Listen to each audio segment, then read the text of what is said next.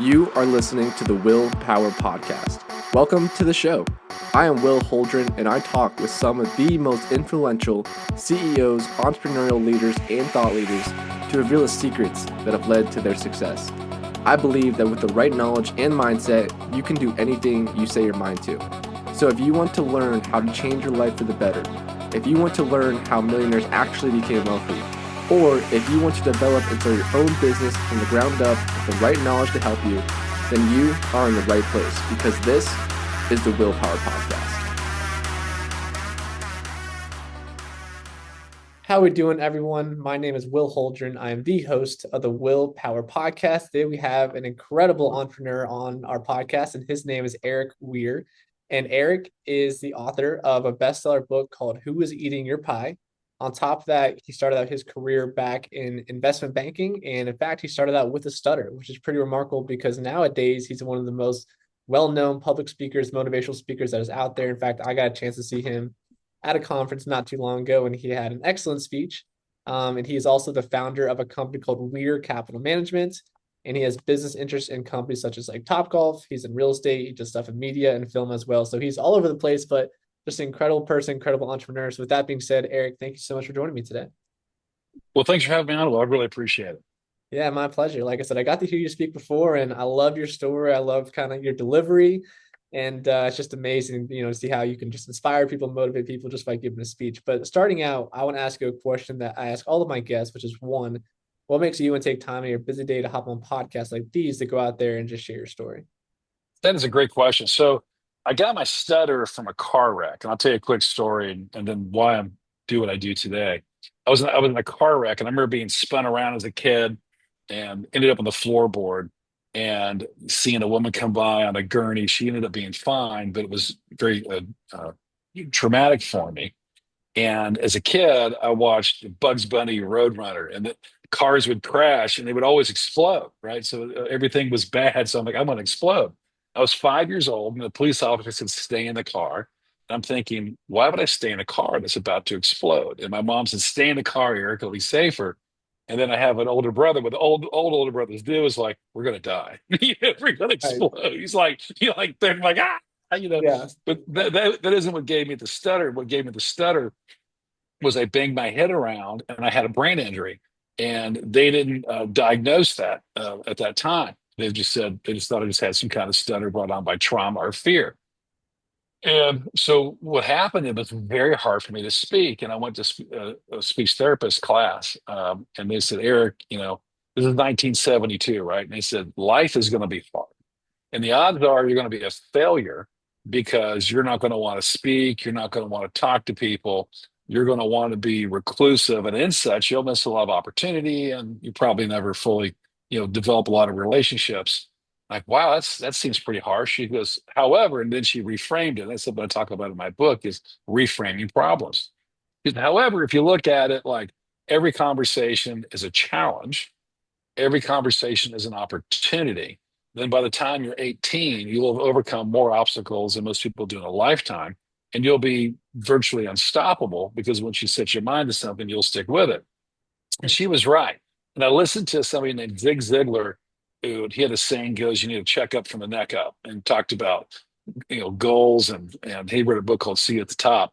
And for me, he had so inspired me that I wanted to use my ability to speak and to motivate to give back.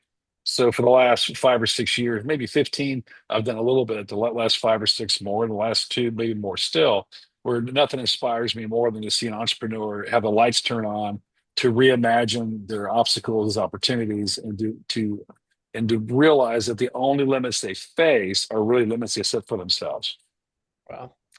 Yeah, that's definitely a very remarkable mindset. I was going to say, it sounds very doom and gloom for your doctor to say you're never going to be successful. Then obviously she turned it around into a positive thing called refrating your it problem. was it was a lot. It was a lot. My parents tell me. I dedicate my book to my mom and dad for never letting me, not even for one day, have self pity or remorse or this shouldn't have happened. And they were like, just be grateful. Everything happens for a reason. And I didn't see that. At age 40, at a church service, the pastor said, Eric, be grateful, not Eric, but the whole group. the Apostle Paul, and two times he had, we don't know what it was, but it's called a thorn in the flesh, where it was something that bothered him. He wanted to get rid of, bad knee, bad back, some issue. And God said to him, my grace is sufficient. And I'm like, wow. And then at church service, they said, thank God for, what besets you. And I thank God for my stutter. And said, God, thank you for my stutter it made me who I am. It gave me the resolve and persistence that I now have today. And over 2 years, it wasn't the next day, but the stutter went away and I don't have it anymore. What big change for me was gratitude.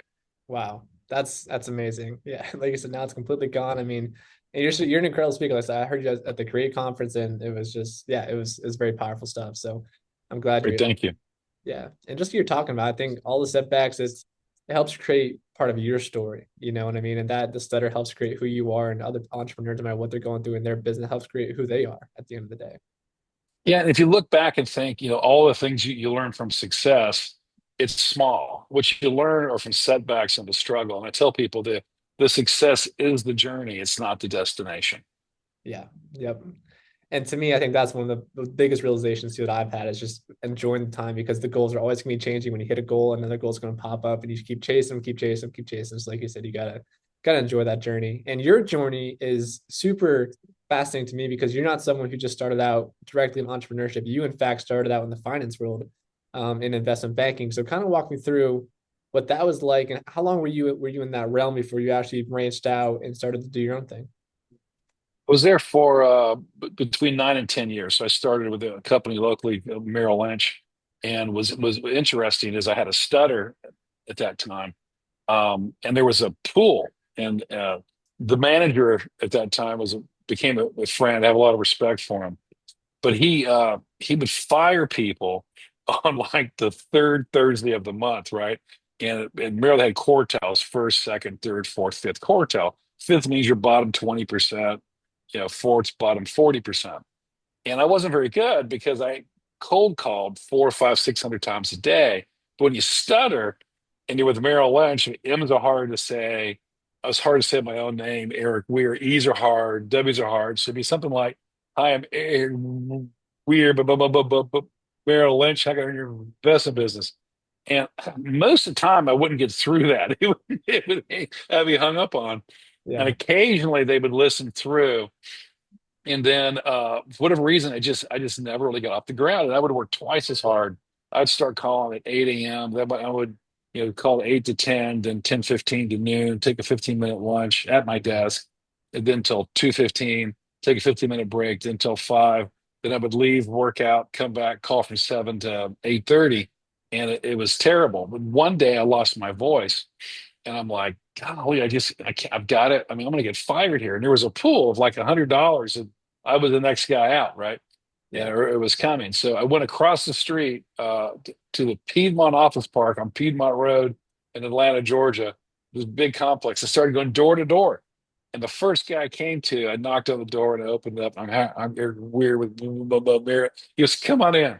And he goes, sit down, relax. He just thought I was nervous is why I stuttered, not that I had like a full on speech impediment.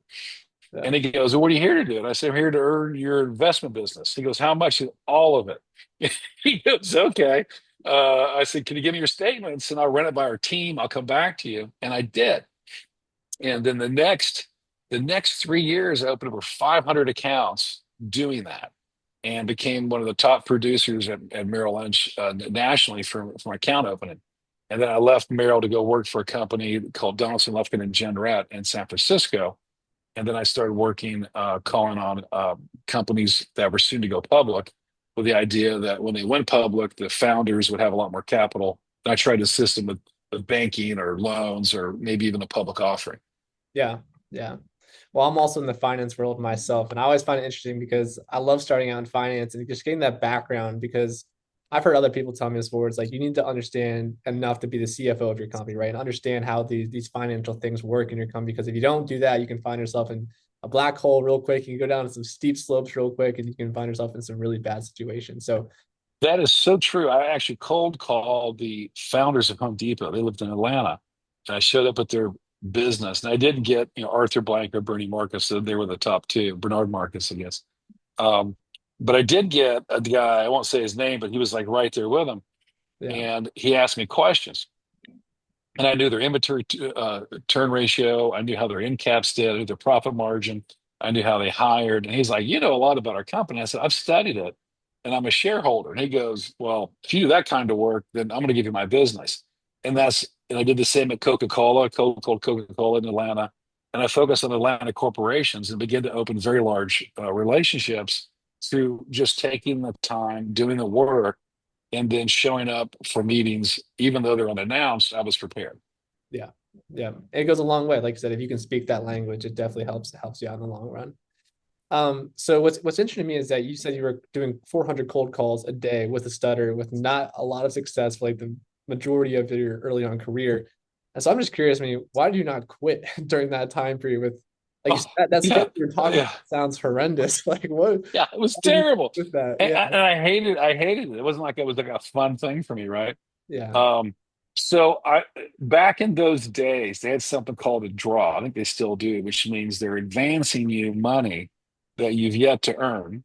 And the idea is at some point you make money for the firm and you effectively pay it back, or you come off the draw. Coming off the draw would mean, that you either pay it back or they forgive it. It's pretty common for them to forgive the money at some point. But Yeah. if you quit, you owe it back because they've made an investment in you, Right. and you didn't hold up your end of the bargain. So I'm like, getting fired was fine. You just don't owe it back. You're just no longer with Merrill Lynch. Yeah. But quitting was no bueno. So and I don't know if they would have come after me or not. They probably wouldn't have. In my mind's eye, I'm like, I can't afford to owe my salary back. And I'm just gonna keep. You're gonna have to fire me. I'm not gonna quit. So that's kind of like the Navy SEAL mindset is, you can kick me out, but I will not stop. Yeah. And that's what ultimately, has been pretty consistent through my whole life. I don't quit. I still don't. But that really framed me, and I would not have that resolve if I did not have that difficulty. And Mm. some people say, "Man, I wish I had more difficult." We all have difficulties and limitations, whether your parents said you're stupid or you will never amount to anything, or you failed in relationships or marriages or businesses. There's always a new day, and there's always a new opportunity. And as long as you don't quit, you keep pushing through. Sooner or later, it'll work out for you. Yeah. It's a good mindset to have. So you're absolutely crushing it at Merrill Lynch when you started out after you started doing door to door and you got a lot of accounts coming in. Then when did you decide to branch out and start your Weird Capital Management company? Yeah, that was in 1998. I was going to. I wanted to run a hedge fund, which means you pretty sophisticated investment vehicle, Yeah. and you're going to basically buy companies you think that are going to do well, and effectively sell or short companies you think they'll do poorly or less well. And I developed a strategy, and I was going to do that with a very well-known person. Now, that person left Merrill Lynch, and then left, excuse me, DLJ. And I'm like, well, I still want to do that. And then they were not excited about me doing it without other partners. So at that point, I said, well, I've invested heavily in research and us building portfolios, at least theoretically, and I think this will work. So I said, I'm going to go on my own then, and I quit. So I just walked across the street, and then I learned about something called a non-compete clause. So, so Yeah. that allowed me to cold call again. So Oh, geez. but it Cold was calling. I Yeah. started with zero revenue. Yeah, and at the end of the first year, we had this is a miracle. It took me 3 months to get the fund started. So between I think March 31st and the December 31st of 1999, my fund was up 130%. And that ended up being one of the top funds in the country. And that gave me notoriety and gave me some interviews and some newspapers and articles and some press that helped to really grow the firm. And the firm it grew after that. Wow. So you said the first 3 months your fund was up The, 100. the first the first 9 months. So I started in March of '99. That fund. I started the company January 11th, but in March the fund was open. And then I took in capital at that time, and then the next 9 months we had a very good return, most of which came in from November 15th to the end of the year. Substantially, the Nasdaq. There was a big fear at that time of what would happen when the year 2000 happened, when computers stopped, when all this The happened, and time. Yeah. and I recognized that that would cause increased sales of semiconductors for like Qualcomm and companies like that. So I went heavily into those sort of companies, and as it worked out, those were excellent ideas, and those securities did very well during that period of time. So the majority of our return happened the last 6 weeks of the year. Wow, that's impressive. So, like you said, you started out cold calling to get investors into your fund, and then 9 months later, with all new investors, you're up 130%, which is incredible returns for nine Oh, it months. was great. Yeah, it was less successful the next 2 years because I Yeah, didn't understand hedging as well as I thought I did. So I didn't make the headlines for Top Fund 2000 2001, but it was a great start. And then and we ended up growing the business over time and developing key relationships, and it all came from that and effort, getting yourself out there every day. And I think when you're growing a business, it's easy to be in the business and not on the business. And when you're an entrepreneur, that's a big crossover to make, is going from working in the business sort of as the efficient employee number one to being on the business where you're thinking more strategically and less tactically. yeah, So for me, the move to strategy from just tactics uh, made the biggest difference in growth and allowed me to get into various business ventures, as you've mentioned. that's awesome. So, I want to ask you more specifically, how did you make that switch from being in the business to kind of on the business? Because, like you're talking about, I was speaking to a couple entrepreneurs not too long ago, and one of the things that they told me is that they spend a lot of their time really just reacting to what's going on instead of being able to Yeah. progressively think about how to plan for the next couple of years. And I mean, I'm sure life gets so busy for a lot of these people, and next thing you know, you're just working, working, working your business, and you're just reacting, right? So how do you break that cycle? Yeah, and to say that I've totally mastered it would not be accurate. So, but to say that I seek to master it every day would be accurate. So, what I learned from it's another person named Brian Tracy, and he's a very well known speaker. I think he's in his late 70s, early 80s now. But I hired him as a personal coach in 2000 2001, and then I would go as part of a group, maybe 20 people, and spend time with him. But what he would underscore is that you have to look at where you get your most return. And it's something called the Pareto principle. And it's basically 80% of your impact will come from 20% of your effort. And 80% of your problems also come from 20% of the people you work with. That's pretty much, holds true. Maybe it's 76, maybe it's 85, but in Sure. ballpark terms, that's correct.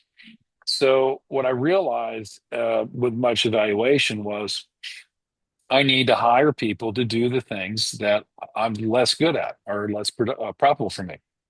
And as I did that, I experienced a lot of growth. Now, entrepreneur, the fear is I can't afford to pay this person 60,000 or 100,000 a year, because in your mind you're thinking you're paying them out of your pocket like you have a hobby or a racehorse that costs that much, or a mortgage on a second home. But it's not like that. You're invested in a person, and you need to look at all employee investments that they either lever your time or they create revenue that is equal to three times what you pay them. So you're paying somebody 60,000, they need to deliver 180,000 of benefit there. And then you seek to do is align interest where the more productive they are for you, then the more compensation that they can have. Like a profit sharing type of arrangement. Yeah, 100%. And you'll find when you align interest, people have different amount of conviction and resolve, and they feel like an owner, and less like somebody who has to be somewhere for 8 or 9 hours a day. Right, right.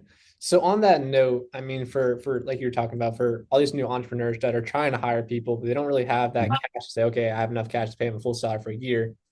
Is it smart in that situation to go out and loan money from someone else or loan money from a bank to be able to pay that employee out of the gate? Or do you think that's not the first wise financial step you should be taking as an entrepreneur? It's an individual business risk. Yeah. I have borrowed money to grow a business before. More often than not, I've chosen not to. So typically, is figure then I it all prove at least break even over some period of time, 90 days, 60 days, 180 days, then I would just move on.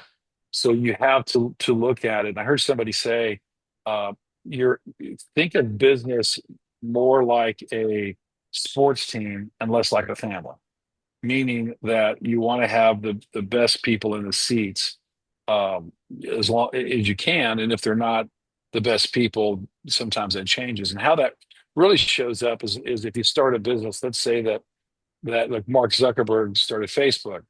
It's remarkable that he can go from a dorm room to being one of the largest companies and still be the CEO, right? But that's unusual. Most people who would have joined him at the time may have a skill set that takes them to a point, but not further. So what I would suggest to people is evaluate your business, and sometimes the business practice you held, the product you held, and even the people who've helped you get there might not be the people to go to the next phase. But it doesn't mean they didn't create value. It doesn't mean maybe they can be repurposed or in your company, but they might not be the people to go to the next phase. Yeah. You got to constantly be evaluating that, just like you're talking about. Hmm. And the same thing with business units. Some businesses you need to close down, some you need to double down on, and it's very easy to lose sight of that. And again, to say I've done that perfectly would also not be accurate. But I seek to do that, and I always seek to work with people to find something else that they can do inside the organization that may fit their skill level.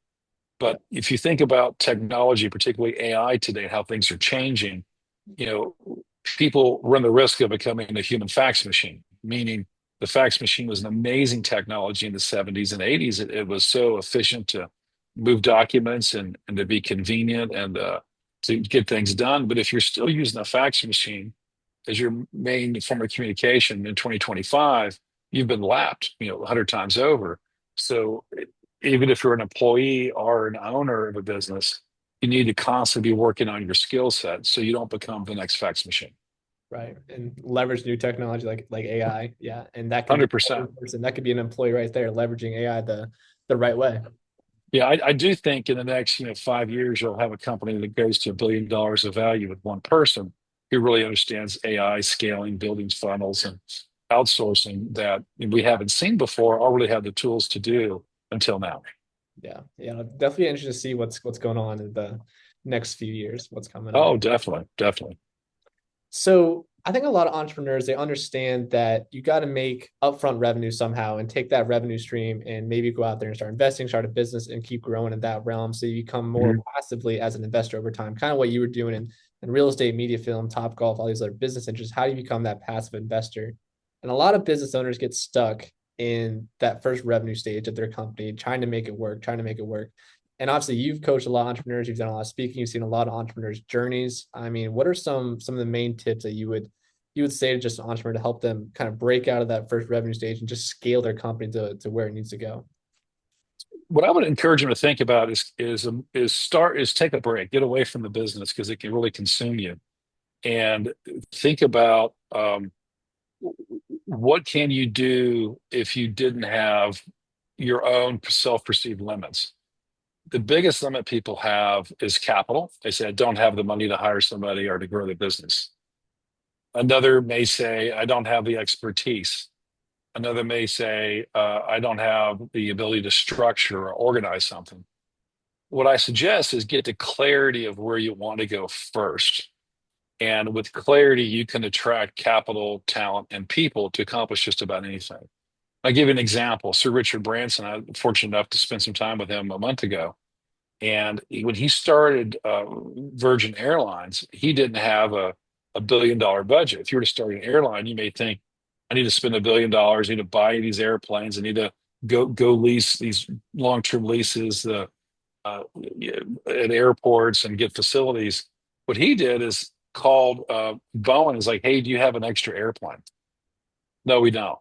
And he just bugged them until they said, yeah, you have one. And he leased it for a couple 100,000 a month. And then what he did is he launched it with the marketing and then realized that people would buy tickets before they actually flew. And then he could order fuel and would have to pay for the fuel 30 days after he flew.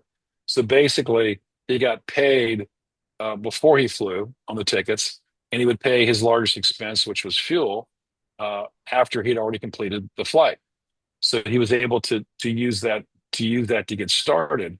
So there's ways to structure things that might be outside the box. So if you don't have the capital, you have to be more creative on structuring than if you do have the capital. Capital solves a lot of problems, but also creates a lot of problems because it can make you become lazy. Because if you have enough capital, you can hire 20 people. You don't even have to be that particular. But that might be a mistake. And if you're capital constrained, like most startups are, most entrepreneurs are, a little creativity can go a long way. Yeah.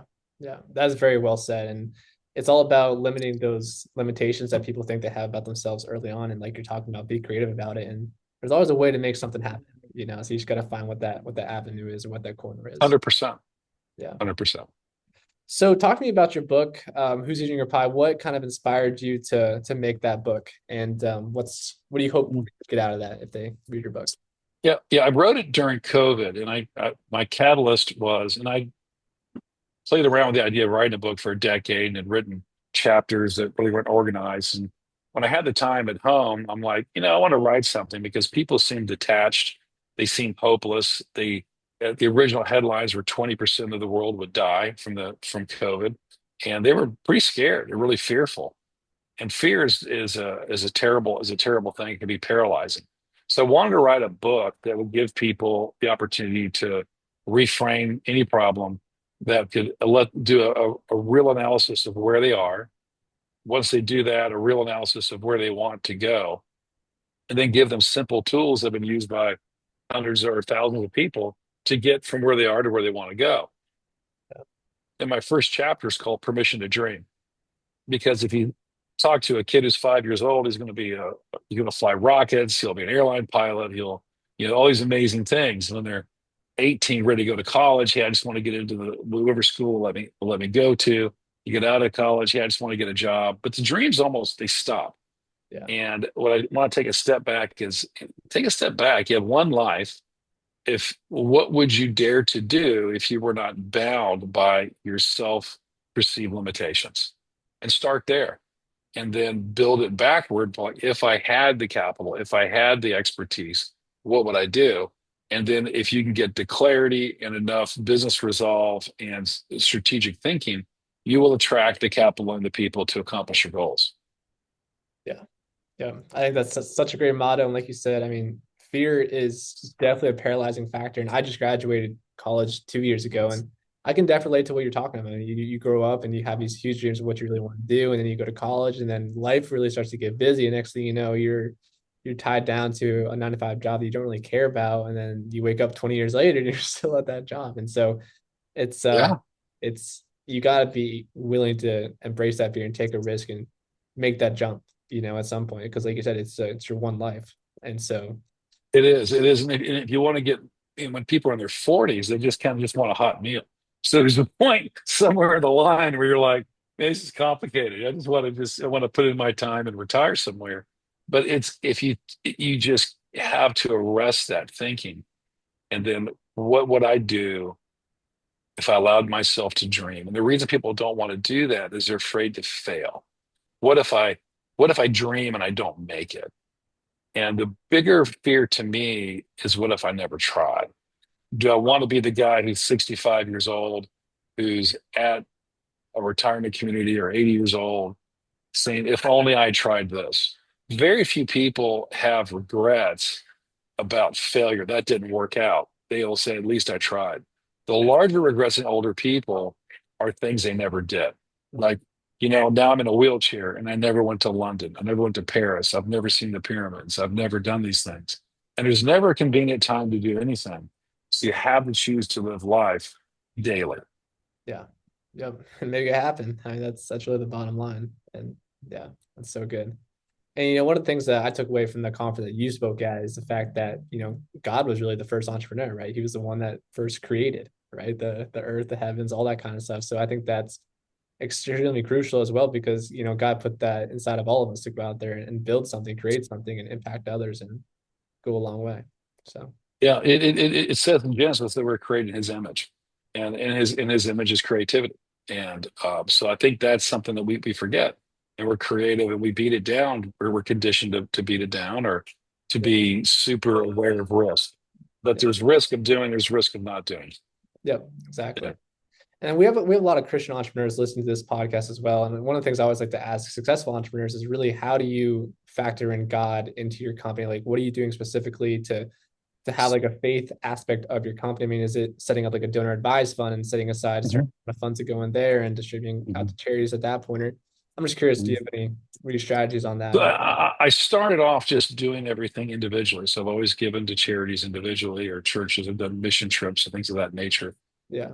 And then I began to open company meetings and prayer. So we have Monday morning meetings. We always open in prayer. And then I've held Bible studies at my office historically as well. And one of the things that I'm doing today that I've not done, I'm just now launching new businesses again, and I'm reframing them where I'm going to make it public that we give 10% of our operating profits to charities. If it's single moms in your area or whatever charity may appeal to you or those you represent, it's very powerful. And when you give away and you're generous, something happens magical. It's like money becomes easier. It also becomes less of a god to you because you don't view it as finite, you view it as infinite. And you also don't view it as all for you, it's for others. And that's a very big motivating factor. Like knowing if you do a little extra effort, maybe a single mom gets a set of tires this month that she wouldn't have had otherwise. So trying to position yourself to do that and to have money become a tool instead of a master is a very, very powerful position. One of the most successful entrepreneurs I know who now gives away over $1 billion a year Wow. started off by giving away 5% of corporate profits, then 10, then 15. And over 20 years, he gives away half of corporate profits now. And he's a private company, he owns the whole thing.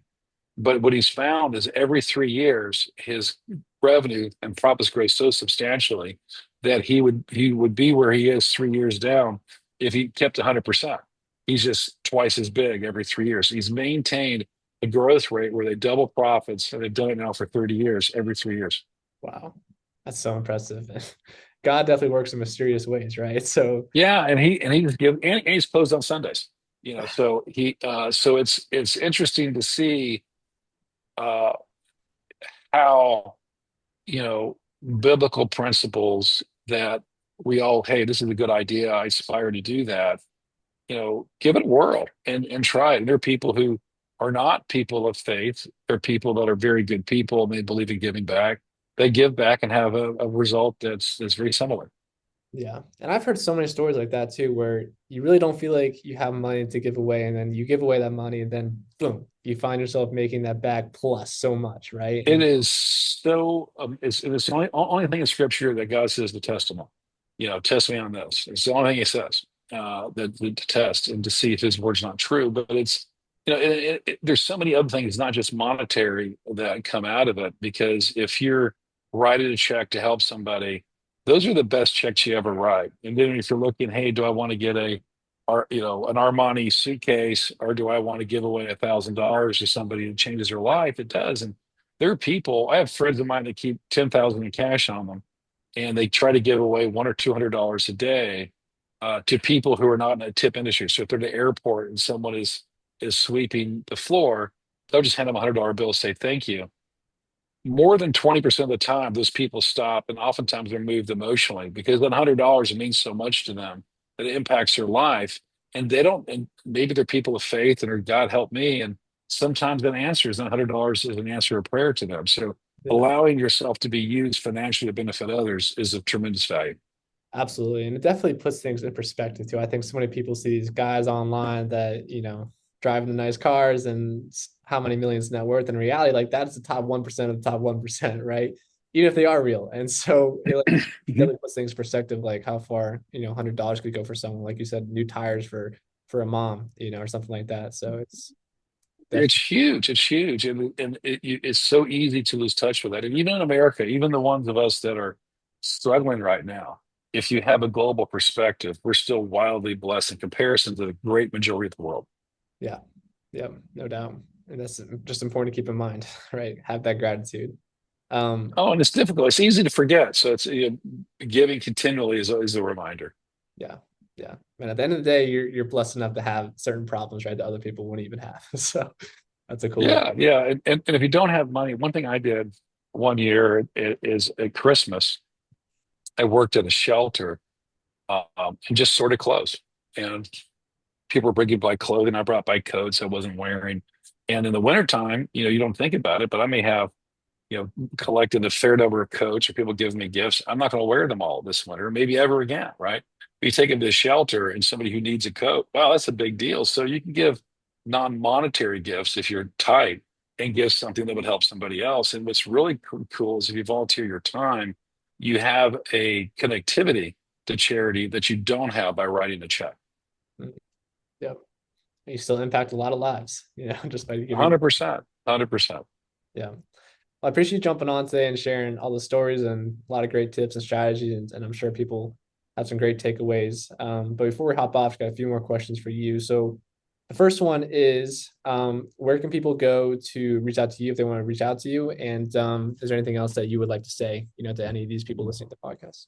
No, yeah, yeah. So on Instagram, you can find me at Erik Weir, ErikWeir, or you can go to erikweir.com and you can download a chapter of my book or shoot me a message on Instagram.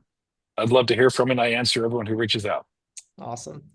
All right, guys, there you have it. Erik Weir, thank you so much for joining me today. Grace, my pleasure. Thank you.